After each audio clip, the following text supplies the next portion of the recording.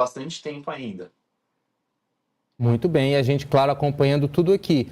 Professor Vitor, outro ponto que a gente discutiu aqui nessa meia hora inicial do Povo News é justamente a sucessão de poder ali no Irã. Temos um regime ayatolá desde os anos 70 comandando o país, grupos ligados, né, a uma monarquia anterior, reivindicando o comando desse país, mas a gente sabe da divisão social, religiosa, política que existe ali no país. Como é que o senhor enxerga também a possibilidade de Donald Trump conseguir derrubar o atual regime e quem ocuparia esse vácuo de poder a partir das forças ali que tentam coexistir em um mesmo território?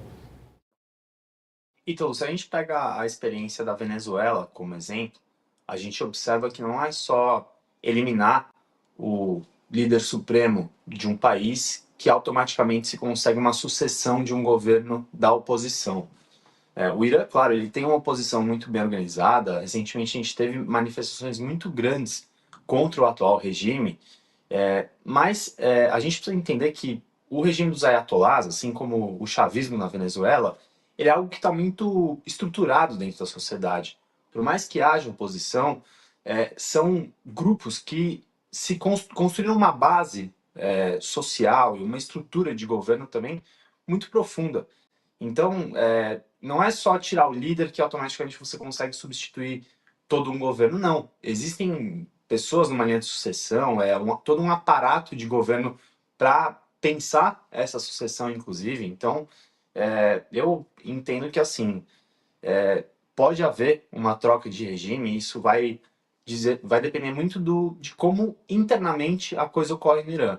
Mas eu acho muito difícil que seja a restituição do Shah, que outrora foi um regime aliado dos Estados Unidos. Pelo contrário, né, eu não vejo a mínima chance de entrar um monarca que está há décadas exilado do país e só porque ele é apoiado pelos Estados Unidos e Israel. Eu acho isso muitíssimo difícil. Professor, haveria então uma terceira via, já que manter os ayatolás é essa crise que a gente conhece. O Shah também não tem condição. Quem poderia ocupar esse vácuo, na sua visão, se é que existe algum grupo com o poder de tentar, de alguma forma ali, construir um consenso, construir um diálogo e, enfim, avançar aí rumo a algum tipo de estabilidade minimamente aceitável ali para preservar a vida das pessoas, né, e dar continuidade, inclusive, à vida normal, à própria economia do Irã, que também está muito combalida e que é um dos motivos, inclusive, para as últimas manifestações e insatisfação popular que, de alguma forma, alimenta, né, toda essa ânsia aí de Trump no ataque ao Irã. Pois é, Ítalo, ainda não se tem, até pela maneira como o Irã lida com a oposição ao regime, não existe um nome indicado como uma terceira via. O que se especula é que agora, com o enfraquecimento do governo e com essa incerteza de que quanto a guerra vai durar e como as ruas vão responder, novas lideranças despontem nisso e possam então vir a tentar tomar o poder ou então até propor uma eleição livre, justa e democrática. É importante observar que o Irã ele tem alguns grupos dissidentes que não são necessariamente oposição política, mas muitas vezes são grupos descolados do resto da sociedade iraniana que já estão numa ofensiva para tentar derrubar o governo. A gente tem como exemplo aí os curdos, né? Os curdos são o maior povo sem território do mundo, né? Se eles fossem um país, seria um país de aproximadamente 40 mil pessoas e muitos deles vivem no Irã.